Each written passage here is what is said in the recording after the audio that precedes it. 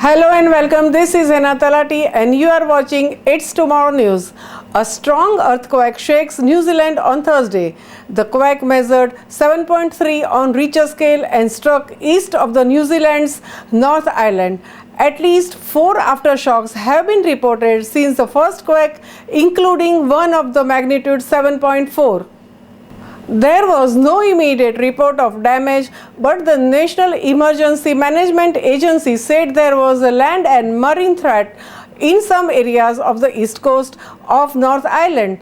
This severe 7.2 magnitude earthquake prompted a tsunami warning, and authorities advised people in some coastal areas to move immediately to high ground.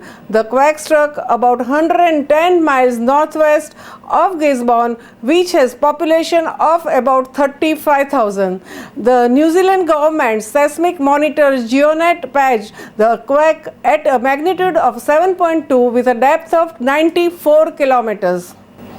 More than 60,000 people reported feeling the quake, with 282 describing the shaking as severe and 75 saying it was extreme.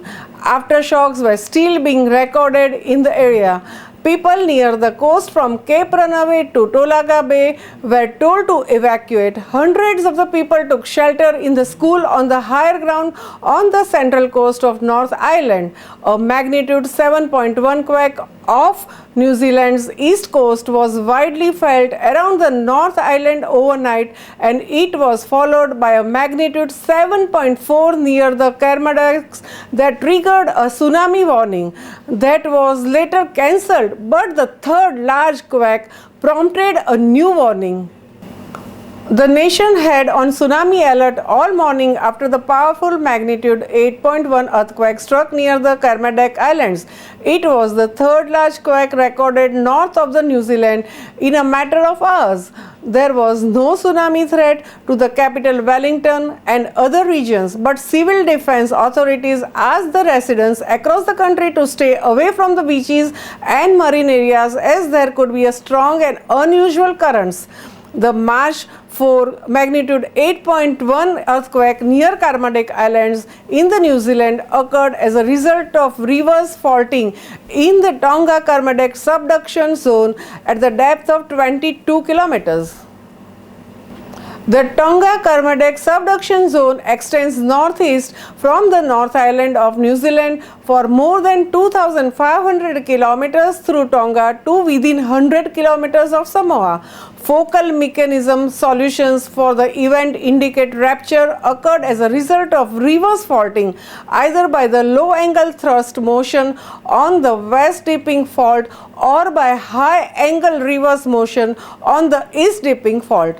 The location, depth and the style of faulting are consistent with the earthquake having occurred on or near the west dipping subduction plate interface between the Pacific and Australia plates.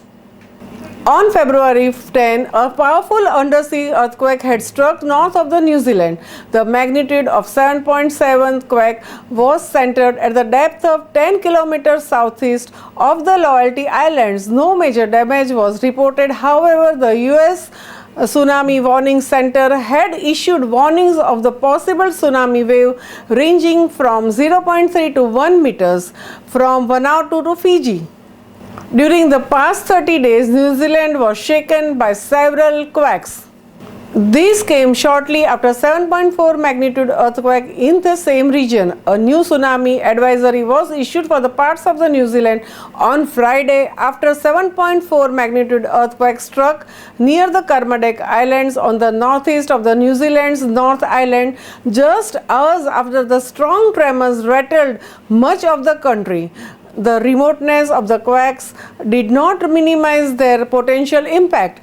New Zealand sits on the Pacific Ring of Fire, a belt of volcanic and seismic activity that rings the Pacific Ocean. It is prone to seismic and volcanic activity because it is located on the boundary of the two world's major tectonic plates, the Pacific Plate and Australian Plate. Frequently, earthquakes in the New Zealand occur because these plates collide with the huge force, causing one to slowly grind over, under or alongside the other.